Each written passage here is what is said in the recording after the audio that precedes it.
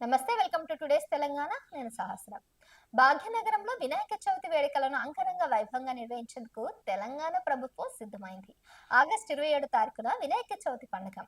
మరి ఈ క్రమంలోనే మంత్రి పొన్నం ప్రభాకర్ నగరంలో గణేష్ నవరాత్రి ఉత్సవాల నిర్వహణపై అధికారులతో సమీక్ష నిర్వహించారు.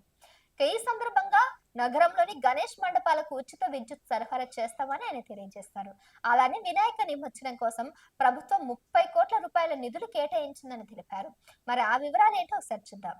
త్వరలో అతిపెద్ద పండుగ వినాయక చవితి రాబోతుంది. అదేనండో ఈ ఆగస్టు 27 తారీఖున గణేష్ చతుర్థి పర్వదినం.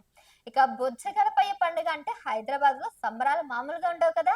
మరి గల్లీ గల్లీకి ఒక వినాయకుడు కొలువుదీరి భక్తుల సేవలు అందుకుంటారు. 9 రోజులు భక్తుల సేవలతో తరలించి అనంతరం గంగమ్మ తల్లి ఒడికి చేరుకుంటాడు. ఇక ఈ సంవత్సరం హైదరాబాద్ లో నిర్వహించబోయే గణేష్ నవరాత్రి ఉత్సవాలకు సంబంధించి కొత్త ప్రభుత్వం, అదే కాంగ్రెస్ ప్రభుత్వం మన ముందుకొచ్చింది. మరి కాంగ్రెస్ ప్రభుత్వం తరఫున మంత్రి పొన్నం ప్రభాకర్ సమీక్ష సమావేశం నిర్వహించి కొన్ని కీలకమైనటువంటి అంశాలను పరిశీలించి డిసిషన్స్ తీసుకున్నారు. ఈ సమావేశంలో ఉత్సవాలను ఘనంగా నిర్వహించడం మొదలుపెట్టి నిమజ్జనం వరకు ఎలాంటి అవాంఛనీయ సంఘటనలు తలెత్తకుండా చూడాలని అధికారులకు సూచించారు. అలానే భక్తులకు ఎలాంటి ఇబ్బందులు కలగకుండా చర్యలు తీసుకోవాలని తెలిపారు. ఈ సమావేశంలో మంత్రి పొన్నంతో పాటుగా GHMC mayor Gadwal Vijayalakshmi, commissioner RV Karnan, DGP Jitender, HMDA commissioner తో పాటుగా 3 కమిషనరేట్ అధికారులు, రంగారెడ్డి, హైదరాబాద్ జిల్లాల కలెక్టర్లు, ఇతర అధికారులు పాల్గొన్నారు. రాష్ట్ర రాజధానిలో గణేష్ ఉత్సవాలను గొప్పగా జరుపుకోవాలని మంత్రి పొన్నం ప్రభాకర్ ఈ సందర్భంగా పిలుపునిచ్చారు.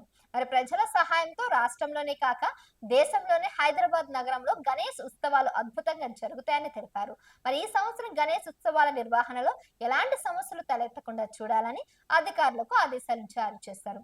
అలానే హైదరాబాద్ లో ఏర్పాటు చేయబోయే గణేష్ మండపాలకు ఉచితంగా విద్యుత్ అందిస్తామని తెలిపారు.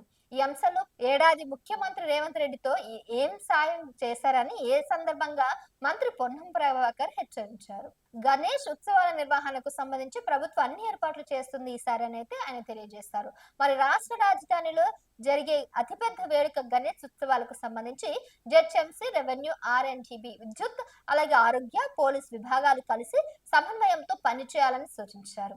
గణేష్ ఉత్సవాల సందర్భంగా నగరంలో, రాష్ట్రంలో శాంతి భద్రతలు కాపాడాలని, ట్రాఫిక్ సమస్యలు తలెత్తకుండా చూడాలని, అలానే మండపాల వద్ద విద్యుత్ షాక్ వంటి సమస్యలు తలెత్తకుండా ముందు జాగ్రత్తలు తీసుకోవాలని సూచించారు.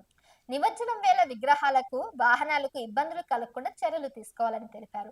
అన్ని శాఖల అధికారులు సమన్వయంతో పనిచేసి ఉత్సవాలను విజయవంతం చేయాలని మంత్రి కోరారు. అలానే గణేష్ నిమజ్జనాన్ని కూడా ప్రభుత్వం 30 కోట్ల రూపాయల నిధులు కేటాయించింది.